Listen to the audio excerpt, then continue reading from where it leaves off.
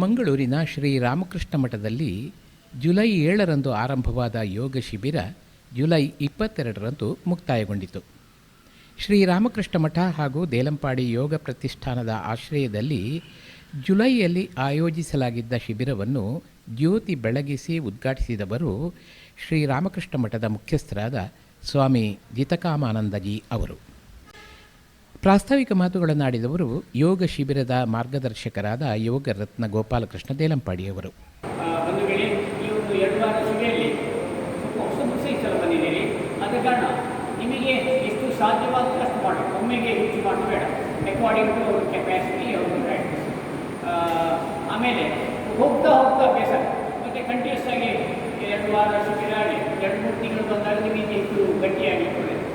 ಶ್ರೀ ರಾಮಕೃಷ್ಣ ಮಠದ ಮುಖ್ಯಸ್ಥರಾದ ಸ್ವಾಮಿ ಜಿತಕಾಮಾನಂದಜಿ ಅವರು ಅಷ್ಟಾಂಗ ಯೋಗದ ಮಹತ್ವವನ್ನು ತಿಳಿಸಿದರು. ಯೋಗಾಭ್ಯಾಸ ಕೇವಲ ಶಿಬಿರಕ್ಕೆ ಸೀಮಿತವಾಗಿರಬಾರದು. ದಿನನಿತ್ಯ ಅಭ್ಯಾಸ ಮಾಡುತ್ತಾ ರೂಢಿಸಿಕೊಂಡಲ್ಲಿ ನಮ್ಮ ಮಾನಸಿಕ ಹಾಗೂ ಶಾರೀರಿಕ ಆರೋಗ್ಯ ವೃದ್ಧಿ ಹೊಂದುವುದು. ಗೋಪಾಲಕೃಷ್ಣ ದೇಲಂಪಾಡಿಯವರ ಮಾರ್ಗದರ್ಶನದಲ್ಲಿ ಯೋಗಾಭ್ಯಾಸದೊಂದಿಗೆ ಧ್ಯಾನ, ಮುದ್ರೆ, ಪ್ರಾಣಾಯಾಮದ ಬಗೆಗೂ ತಿಳಿದುಕೊಳ್ಳುವ ಸುಸಂದರ್ಭವಿದು ಎಂದರು. ಪ್ರತಿ ದಿವಸ ಆರೋಗ್ಯಕ್ಕೆ ಶಾರೀರಿಕ ಆರೋಗ್ಯ, ಮಾನಸಿಕ ಆರೋಗ್ಯ. ಅವರು ನಮ್ಮ ದೇಲಂಪಾಡಿಯವರು ಮುದ್ರೆ ನೋಡ್ಕೊಳ್ತಾರೆ. ಆ ಮುದ್ರಾ ಇದೆಯಲ್ಲ, ಅದು ನಮ್ಮ ಬ್ರೈನ್ ಸೆಂಟರ್ಸ್ ಇದೆ ನೋಡಿ, ಅದನ್ನು ಕಂಟ್ರೋಲ್ ಮಾಡುತ್ತೆ. ನಿಮ್ಗೆ ಗೊತ್ತಿಲ್ಲ, ಯಾಕೆ ಹೇಳಿಲ್ಲ, ಅನೇಕ ಮುದ್ರೆಗಳಿವೆ.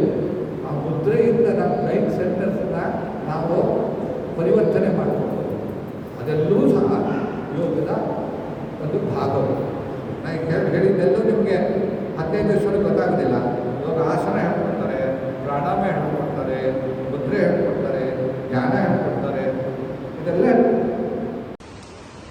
ಸ್ಥಿರಂ ಸುಖಂ ಆಸನ. ಆರಂಭದಲ್ಲಿ ಧ್ಯಾನ ಮಾಡುವಾಗ ಚಿನ್ಮುದ್ರೆಯಲ್ಲಿ ಉಸಿರನ್ನು ಗಮನಿಸ್ತಾ ಅಭ್ಯಾಸ ಮಾಡೋಣ. ಟೋಟಲಿ ಫ್ರೀಯಾಗಿರಿ, ಉಸಿರನ್ನೇ ಗಮನಿಸಿ. ಗಮನಿಸ್ತಾ ಆ ಉಸಿರನ್ನು ಲೆಕ್ಕ ಹಾಕಿ. Go on count the breath, go on counting the breath, normal breath, inhale exhale 1. July ತಿಂಗಳ ಯೋಗ ಶಿಬಿರ ಜುಲೈ 22ನೇ ತಾರೀಕಿನಂದು ಮುಕ್ತಾಯಗೊಂಡಿತು. ಸಮಾರೋಪದ ಸಂದರ್ಭದಲ್ಲಿ ಶ್ರೀರಾಮಕೃಷ್ಣ ಮಠದ ಸ್ವಾಮಿ ಯುಗೇಶಾನಂದಜಿ ಅವರು ಶಿಬಿರಾರ್ಥಿಗಳನ್ನು ಉದ್ದೇಶಿಸಿ ಮಾತನಾಡುತ್ತಾ, ವಿಶಾಲವಾದ ಜೀವನ ದೃಷ್ಟಿ ಸಾಕಾರಗೊಳಿಸುವಲ್ಲಿ ಯೋಗ ಪ್ರಮುಖ ಪಾತ್ರ ವಹಿಸುತ್ತದೆ. ನಮ್ಮ ದಿನಚರಿಯಲ್ಲಿ ಯೋಗದ ಅನುಷ್ಠಾನದಿಂದ ಜೀವನ ಪರಿಪೂರ್ಣಗೊಳ್ಳುತ್ತದೆ. ಶಾರೀರಿಕ ದೃಢತೆ ಮಾತ್ರವಲ್ಲ, ಯೋಗದಿಂದ ಆಧ್ಯಾತ್ಮಿಕ ಜ್ಞಾನ ಸಾಕಾರಗೊಳ್ಳುವುದು ಎಂದರು. ಶುರುವಾಗೋದು ಯಮ ನಿಯಮ ಅನ್ನೋದರಿಂದ.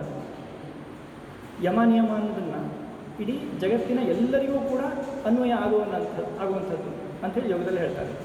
ಅದಕ್ಕೆ ಸಾರ್ವಭೌಮ ಮಹಾವ್ರತಂ ಅಂತೇಳಿ ಪ್ರತಿಯೊಬ್ಬರೂ ಪಾಲಿಸಲೇಬೇಕಾಗಿತ್ತು. ಯೋಗದಲ್ಲೂ ಕೂಡ ಕೇವಲ ಆಸನ ಪ್ರಾಣಾಯಾಮಗಳಿಂದಲೇ ಅನೇಕ ಸಿದ್ಧಿಗಳನ್ನು ಪಡೆಯಬಹುದು. ಅದು ಯೋಗಶಾಸ್ತ್ರಗಳಲ್ಲಿ ಹೇಳಿದೆ. ಹಾಗಾಗಿ ಆಸನ ಪ್ರಾಣಾಯಾಮವನ್ನು ಅದರಲ್ಲಿ ಮೊದಲು ಹೇಳೋದಿಲ್ಲ. ಮೊದಲು ಹೇಳೋದು ಯಮ ನಿಯಮ. ಯಮ ನಿಯಮ ಅಂದರೆ ನಮ್ಮ ಕಂಟ್ರೋಲ್. ಯಮ ಅಂದರೆ ಅದರಲ್ಲಿ ಬರ್ತದೆ ಸತ್ಯ, ಅಸ್ಥೇಯ, ಬ್ರಹ್ಮಚರ್ಯ, ಅಪರಿಗ್ರಹ ಅಂತೆಲ್ಲ ಬರ್ತದೆ. ನಿಯಮದಲ್ಲಿ ಬರ್ತದೆ ಶೌಚ, ಸಂತೋಷ, ತಪಸ್ವಾಧ್ಯಾಯ, ಈಶ್ವರ ಪ್ರಣಿಧಾನ ಅಂತೆಲ್ಲ ಬರ್ತದೆ. ಪ್ರತಿಯೊಬ್ಬರು ತಮ್ಮ ಬಾಡಿ ಮತ್ತು ಮೈಂಡನ್ನು ಒಂದು ಲೆವೆಲಿಗೆ ರೆಡಿ ಮಾಡ್ಕೊಂಡು ಬರಬೇಕು. ಈ ಶಕ್ತಿಯನ್ನು ಪಡೆದುಕೊಂಡ್ರೆ ಸಮಾಜಕ್ಕೆ ಅವರಿಂದ ಉಪಯೋಗನೇ ಆಗಬೇಕು. ಆ ಥರ ಮಾಡಲಿಕ್ಕೆ ಹಲವಾರು ಬೇಸಿಕ್ ಸ್ಟೆಪ್ಸ್ ಇದೆ. ಅದನ್ನು ನಾವೇನಾದರೂ ಪಾಲಿಸಲಿಕ್ಕೆ ಸಾಧ್ಯ ಆಯಿತು ಅಂದರೆ ಈ ಆಸನ ಪ್ರಾಣಾಯಾಮಗಳಿಂದ ಕೇವಲ ಫಿಸಿಕಲ್ ಫಿಟ್ನೆಸ್ ಅಷ್ಟೇ ಅಲ್ಲ, ಇನ್ನೂ ಹಲವಾರು ಸಿದ್ಧಿಗಳನ್ನು ಪಡಿಬೋದು. ಮತ್ತು ಆಧ್ಯಾತ್ಮಿಕ ಜೀವನದಲ್ಲಿ ಮುಂದುವರಲಿಕ್ಕೂ ಕೂಡ ನೆಕ್ಸ್ಟ್ ಸ್ಟೆಪ್ಸ್ ಇದೆ. ಅದು ಕೂಡ ಅದೆಲ್ಲನೂ ನಿಮ್ಮ ಜೀವನದಲ್ಲಿ ಸೇರಿಸ್ಕೊಂಡ್ರೆ ನಿಮ್ಮ ಜೀವನದಲ್ಲಿ ಇನ್ನೂ ತುಂಬ ಒಳ್ಳೆಯದಾಗುತ್ತೆ.